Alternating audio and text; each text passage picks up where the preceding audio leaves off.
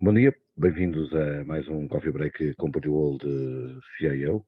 Eu hoje estou com o Pedro Moraes, um dos responsáveis pelo Data Services da HP. Assim, Pedro, bom dia. Bom E dia, João. vamos falar hoje de um tema diferente do que temos falado nos últimos dias, que é um pouco que se arrasta também importante para as empresas com esta transformação e com esta transição digital, que é o Data Governance, governação de dados. A HP tem um conjunto de soluções nesta unidade que responsável para desenvolver soluções e oferecer às empresas o que é a unidade de Data Services, estes serviços. Esta é uma preocupação nos dias de hoje, ou seja, a carga de dados com que as grandes empresas, as pequenas e as médias e grandes empresas têm que lidar hoje para poderem operar, traz um conjunto de necessidades e um conjunto de exigências que, a uma determinada altura, que ficam ingovernáveis. E a minha pergunta é, como é que, sim, de um primeiro ponto, começaríamos, qual é que deve ser a abordagem, a primeira abordagem de um CIO ou de um IT Manager quando enfrenta este problema pela primeira vez? Obrigado, João, pela pergunta. Bom dia, boa tarde ou boa noite a quem nos está a ouvir, dependendo da hora. Sim, sem dúvida, a gestão dos dados tem estado na agenda dos decisores ou dos clientes que trabalham connosco no dia a dia. Sim, os dados estão a crescer. Espera-se que em 2025 haja 75 zettabytes de dados criados. Cada ano vai aumentando, portanto, de facto, todos nós temos um telemóvel que cria dados, todos nós temos, as cidades digitais têm sensores, as forças de polícia têm cada vez mais mecanismos de gravação de imagem para futura prova ou para poderem relacionar eventos. Portanto, os hospitais, a medicina, portanto, já usávamos os dados para áreas como a meteorologia, mas agora cada negócio está a olhar para os dados como uma forma de se diferenciar. E, e os dados vêm de vários formatos. Os dados tradicionais, que são criados numa forma muito fixa ou muito em bloco, que são as faturas, as transações, o registro do negócio das empresas, mas ultimamente o que temos vindo a observar é que há um crescimento de outro tipo de dados, que tem a ver com voz, vídeo, imagem, que também está a ser transformada para que depois que a inteligência artificial os possa tratar e poder dar algum tipo de novos insights que os dados chamados transacionais não dão. Ora, isto cria pressão nas equipas, porque de facto gerir dados não é trivial. Estamos a falar de os guardar, estamos a falar de os proteger e depois também de tudo o que é o tratamento dos dados que possam ser analisados de uma forma visível para nós humanos. Portanto, eu consigo transformar milhões de linhas de dados num gráfico para que qualquer decisor possa ver um gráfico de uma forma que eu possa interpretar, em vez de ver 20 milhões de linhas. Portanto, toda esta fábrica da gestão dos dados traz complexidade. Traz complexidade porque nos últimos 10, 20 anos, cada fabricante montou as suas soluções com as suas ferramentas de gestão e nem sempre é fácil conseguir integrar todas as ferramentas de gestão. De facto, aqui nos últimos 20 anos, a indústria de IT falhou redondamente na falta de criação de um standard para que todos os fabricantes pudessem ser compliance com uma forma de gerir dados. Portanto, nós criamos as nossas ferramentas de gestão, os nossos concorrentes diretos criaram as suas formas de gestão, e os clientes tinham que viver com as várias ferramentas de gestão. Nos últimos 5 anos, ou 5 talvez mais, houve o fenómeno da cloud, em que de facto era muito simples ter um portal de consumo onde eu vou a um cloud provider e crio uma máquina virtual, crio um espaço em disco e estou a guardar dados, sem saber muito sobre os elementos que depois por baixo vão guardar os dados. Nós acreditamos que esse é um bom caminho, ter um portal que está desassociado à infraestrutura física, para que os nossos clientes possam consumir dados com a mesma experiência de consumo que têm na cloud pública.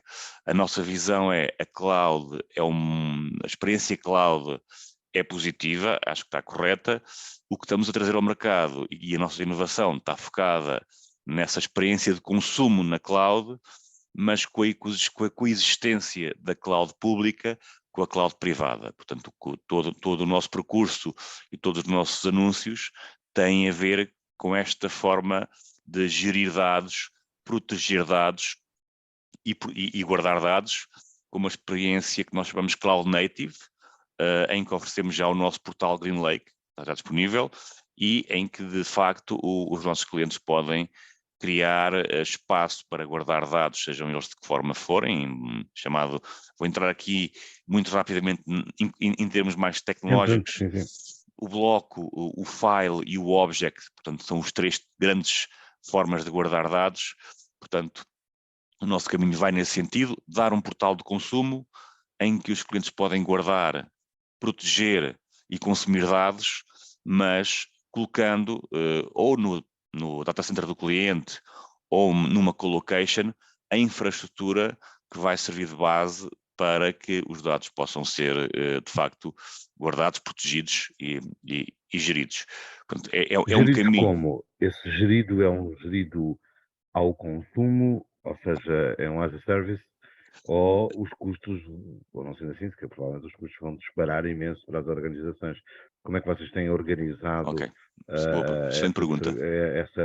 essa entrega de Claro. gestão de dados em algo que é à parte? É mais um custo? Não, aliás, o nosso go-to-market, a forma de nós entregarmos estas soluções ao mercado foi muito bem discutida internamente e decidimos ter 3 modelos financeiros. Okay? À parte da tecnologia, porque a tecnologia acaba por ser a mesma, o portal existe sempre, o portal de consumo está sempre disponível, independentemente da forma como o cliente vai consumir a infraestrutura ou as soluções. Portanto, há três formas, resumidamente.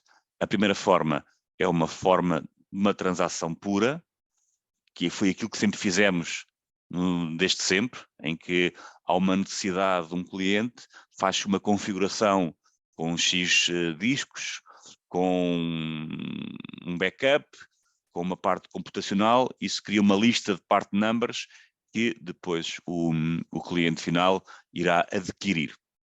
Aqui o grande desafio que tipicamente o cliente tem é que quando há uma aquisição, o cliente faz sempre uma aquisição a contar com futuros crescimentos, porque não quer estar sempre a fazer continuamente upgrades à infraestrutura, que pode causar paragens planeadas para podermos trabalhar na infraestrutura sem riscos de perca de dados ou de serviço. Então estamos sempre a comprar a mais do que precisamos hoje. Portanto, estamos a penalizar a empresa com custo, de facto, de infraestrutura que está parada. Ou que está parada, nem está parada, está a consumir eletricidade, neste caso que até é pior. Portanto, esta aquisição tradicional vai continuar a existir. Agora, lançámos há 5 anos uma oferta que começou com o nome, agora é a oferta de Cloud Services, em que de facto analisamos uma necessidade do cliente, desenhamos uma solução que pode incluir máquinas físicas, máquinas virtuais, software, armazenamento, backup, disaster recovery, portanto, os serviços são mais de 70, em que o cliente define um nível de serviço, um nível de capacidade, nós entregamos a infraestrutura que vai servir de base a esse cloud service e vai consumindo em função da utilização. Pronto, assim, sem ir a muitos detalhes, há um baseline há um baseline que é negociado com o cliente, e em função desse baseline, à medida que o cliente vai consumindo acima do baseline, vai pagando nesse mês o que consumiu. É um modelo muito idêntico àquilo que temos nos nossos telemóveis. Temos um pacote de dados, 10 GB, 20 GB, que E vamos se usar abaixo é aquela minha mensalidade, se subir tenho o valor a mais. É um modelo muito idêntico. Pronto, estes dois modelos. Há um terceiro, estamos em fase de lançamento, contamos ter disponível esta oferta durante o mês de julho, portanto temos aqui um disclosure em primeira mão, é a data que temos em plano para trazer ao mercado, que é um modelo de subscrição. Um é o Cloud Service, que inclui tudo o necessário, incluindo horas de pessoal HPE ou dos nossos parceiros para operar aquela infraestrutura. O que vamos trazer ao mercado é a subscrição que, de facto, não traz a operação. A operação terá que ser do cliente ou de algum parceiro ou de algum parceiro de negócio que o cliente queira trazer para este projeto para operar, ou então o cliente até pode ter know-how para o operar, porque as máquinas estão cada vez também mais inteligentes e mais autónomas. E como é que funciona este modelo da subscrição? Eu vou adquirir níveis de serviço. Um exemplo, eu tenho uma aplicação que vou iniciar no próximo mês, e potencialmente eu vou precisar de 50 teras daqui a alguns meses, mas neste momento apenas quero contratar 16 teras de um serviço chamado Block Service. Este serviço chama-se GreenLake for Block Storage, o que eu estou aqui agora a pensar, mas há o Backup and Recovery, há Disaster Recovery também. Portanto, eu vou começar com 16 teras, quero ter uma garantia de 100% de uptime e quero X IOPS. São 3 perguntas, 4 perguntas que o cliente vai responder: capacidade, performance e níveis de serviço. Isso obviamente vai se traduzir num hardware que nós enviamos para a casa do cliente no espaço entre 2 a 3 semanas. Esse serviço é ativado. O que acontece é que, por exemplo, num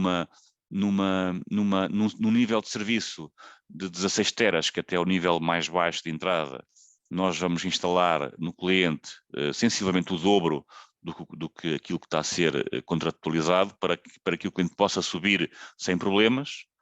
E lá está, o que é contratualizado é faturado todos os meses. O que vai consumindo acima dos 16 euros, dos 16 teras, vai sendo paga à parte. Agora, a subscrição, a grande diferença da subscrição para o Cloud Service é que o Cloud Service traz operação, ou seja, nós entregamos os nossos técnicos em cima da infraestrutura para garantir que os últimos firmwares são instalados, para monitorizar os crescimentos, para aconselhar o cliente na utilização, e a subscrição é despida de qualquer tipo de operação. Estes são os 3 modelos que o cliente vai poder escolher aquilo que mais faz sentido. Quem instala a máquina que enviam para o cliente é o cliente? Não, é a HPE ou a sua rede de parceiros. A sua rede de parceiros. É um serviço, ou seja... Eu tinha-me dito também que no serviço, que neste serviço o cliente podia operar ou trazer para dentro um parceiro.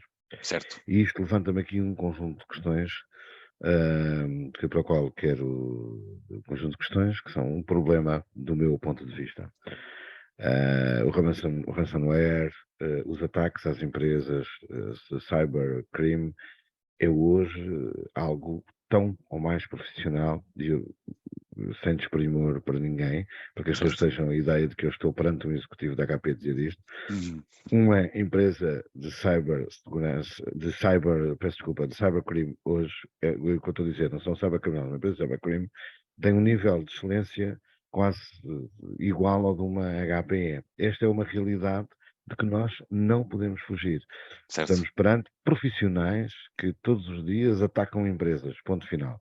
E por isso a minha questão é, com tanta gente envolvida no sistema, quero acreditar que vocês têm uma solução de segurança agregada ao Certíssimo. sistema, que não é infalível com certeza, porque nenhuma aí é no mundo, exatamente pelas razões que eu disse há pouco, mas queria que nos falasse um pouco disso, para tranquilizar os Claro, futuros ou potenciais certo. clientes, porque a solução parece-me extraordinária do ponto de vista do data governance, que é algo que as empresas vão se confrontar. Algumas já se estão a confrontar e outras nos próximos 2, 3 anos vão se confrontar muito rapidamente, confrontar, e era a questão da segurança. Como é que vocês olham, como é que ela está Oh, integrada em todas estas vossas soluções? muito bem. Excelente pergunta. Ehm, começando, vamos dividir isto. Em termos vou dividir isto em duas, uma resposta em duas faces. Como é que o portal está desenhado para que não haja, é quase impossível, diria, proteger um cliente de um ataque malicioso de um parceiro que o cliente contratou e que tem credenciais para entrar em ativos com informação privilegiada. Mas, de qualquer maneira, aquilo que nós fazemos e é standard é criar, por exemplo, mecanismos de dual factor authentication, por exemplo. Mesmo que o parceiro tenha a credencial para atuar nos serviços que estão disponíveis, obriga sempre a duas passwords ou a dois users a autorizarem em paralelo a mesma operação. Isso de alguma forma vai trazer alguma segurança, embora vamos sempre saber quem foi o user, o login que naquele momento atuou de forma maliciosa. Vamos acreditar que as pessoas são sérias e que esse cenário não se vai colocar. É o cliente que Então, define. peço desculpa interromper, isso é um princípio. Quando falamos, por exemplo, de Zero Trust, isso não existe, Claro, não é? Sabe também certo, como é, quer dizer, um parceiro, ou o colaborador do parceiro pode ser, pode ter mal formado, exato. não é mal formado, às vezes a gente sabe como é assim, os criminosos é muito fácil de Claro, tentar, não é? Qualquer pessoa bem sim, paga pode chegar lá e, portanto, aquilo que eu queria dizer era, o que era importante aqui perceber, era como é que estão protegidos os vossos potenciais clientes, ou seja, mais do que os potenciais clientes, os dados que eles certo, ok, colocam para as certo, vossas ok. soluções Não, sem dúvida, serem utilizadas. eu ia entrar nessa parte agora. Na primeira parte, que é a parte dos acessos, é o cliente, irá ter sempre chamado um master user, que vai definir que permissões é que cada user do portal vai ter e com privilégios. Muito bem. E isso vai, de alguma forma, dar uma primeira barreira de proteção. Portanto, eu posso definir que o parceiro A vai poder consultar o estado da infraestrutura, mas não vai poder fazer mais do que isto. Um parceiro B, com quem eu tenho um contrato assinado, com níveis de proteção superiores, pode ter um bocadinho mais de permissões. Portanto, isso é uma primeira linha de atuação, é quem entra no portal e quem pode manipular o portal e os dados e a infraestrutura que suporta os dados. Nós podemos pôr Dual Factor Authentication para garantir que operações mais sensíveis têm sempre dois users a concordar com essa operação. Depois, vamos entrar na segunda fase, que é, de facto, houve um ataque, mesmo com todas as proteções, houve uma falha que não foi detectada. Nós temos, nesta nova oferta, basicamente várias soluções, incluindo soluções construídas com terceiras partes, de empresas com as quais colaboramos no dia a dia. Mas há 2 anos nós adquirimos uma empresa israelita chamada Zerto. Este nome é um nome que é a conjugação de 2 palavras, Zero RTO, que nós neste momento integramos no nosso portfólio, integramos no portal de consumo, e o Zerto, de facto, é a tecnologia que está por trás de um serviço que nós denominamos por GreenLake for Disaster Recovery.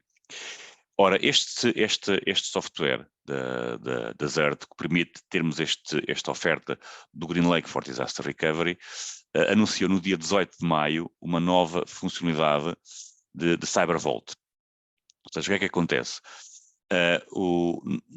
Ao operar, ao ter este serviço ativado, o cliente tem réplicas, tem um chamado journaling a cada 5 segundos. Ou seja, eu defino as VMs que eu quero proteger e a cada 5 segundos eu tenho um ponto de recuperação.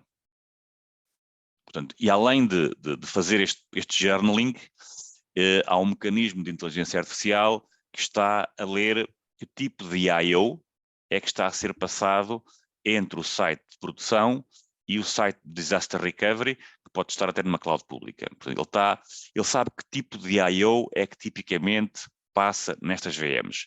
Se ele detectar algum tipo de I/O que foge ao padrão, este pacote de dados é mapeado como potencial malicioso ou ataque. E vai ser mapeado, cuidado, que este journaling, esta cópia, e mais ou menos eu volto a referir que a cada 5 segundos eu tenho um momento de recuperação. Quer dizer que se eu for atacado às 11h32, que é o momento que estamos a gravar, eu posso voltar às 11h31 e 55 segundos. E voltar a ter o meu negócio a funcionar antes desse potencial ataque. Agora, eu tenho um journaling, tenho uma segunda fase, uma segunda cópia de dados protegida e com um alerta de ransomware.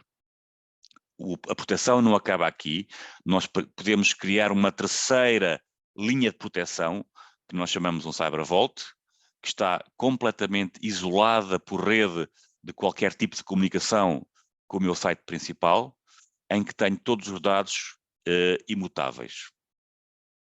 E é uma replicação feita entre os arrays em que os hosts não comunicam. Portanto, tenho uma cópia imutável, que é uma terceira linha de proteção, em que posso recuperar, e estamos a falar de recuperações de alguns minutos. Isto é muito recente, foi anunciado no dia 18, estamos a trazer isto ao mercado e a falar disto, a ter as primeiras interações com clientes. Há um interesse grande nesta oferta, mas não fica aqui, porque nem todas as aplicações dos clientes têm a criticidade máxima para terem esta terceira linha de proteção. Há aplicações que podem viver com backup e há aplicações que podem viver bem com uma tape guardada num sítio remoto. Portanto, o que se faz e o que se deve fazer é olhar para o negócio do cliente e basicamente mapear os workloads, se são dados transacionais, se são imagens, se são vídeos e que tipo de tecnologia é que podemos usar. As mais críticas, obviamente, aconselhamos a ter a proteção mais avançada. Aplicações que eu posso viver no meu negócio um dia ou dois sem essa aplicação estar disponível, se calhar vou mapeá-la para um second tier de proteção em que um backup para mim me serve, um backup imutável me serve, em que eu posso recuperar isto no dia a seguir, e aquelas aplicações em que, ou por serem legacy, ou por a sua especificidade, podem viver numa tape e eu guardá-la num sítio remoto. Portanto, não há um one size fits all, como se costuma dizer. O que se deve ser feito é olhar para o espectro de aplicações do cliente, para o tipo de dados e desenhar soluções. O que temos hoje é soluções que vão desde as mais avançadas, como o GreenLake for Disaster Recovery, como o GreenLake for Backup and Recovery, e temos uma rede de parceiros, eu posso aqui nomear algumas, como a Veeam, a Commvault, a Cúmulo, onde estamos a trabalhar em soluções também de proteção de dados à volta destes tipos de parceiros. A HP sempre foi uma empresa aberta ao mercado e aberta às parcerias e aberta aos standards, que é muito importante. Portanto, desenhamos as soluções em função daquilo que é o negócio. Agora, de facto, o ransomware e a proteção de dados faz parte do nosso DNA e faz parte daquilo que do foco que estamos a colocar na engenharia, para que de facto os clientes possam ter noites mais descansadas, não é? Muito bem, Pedro, muito obrigado pela sua disponibilidade e por nos ter mostrado que, de facto, estas soluções da HP, porque nós estamos a falar de uma só solução, estamos a falar de um conjunto de Certo? soluções para a variedade das empresas que existem e dos negócios e da sua capacidade de gerar mais ou menos dados. E, como disse no início, vai ser fatal para o destino de qualquer empresa que queira manter o seu negócio em sobrevivência, porque para viver ainda mais dados vai ter que usar e gastar. E isso também é um conforto poder perceber que a HPE, aliás, de outra coisa não se devia esperar, trabalha numa visão em que a proteção é tão mais importante como a forma como se gerem os dados, e isso também pode deixar aqui os nossos leitores e os empresários e os IT leaders a olharem para as vossas soluções. Já não viu aqui alguns parceiros, portanto, ainda mais vantagem quem nos ouve tem de poder procurar ou poder, pelo menos, perceber se a solução que o Pedro Moraes aqui nos falou se enquadra com aquilo que neste momento a sua empresa necessita. Pedro, muito obrigado, foi um prazer imenso tê-lo comigo e conversarmos um pouco sobre este tema que é um tema-chave, como disse, e vou-me repetir, mas é verdade, é um tema-chave para a sobrevivência das empresas.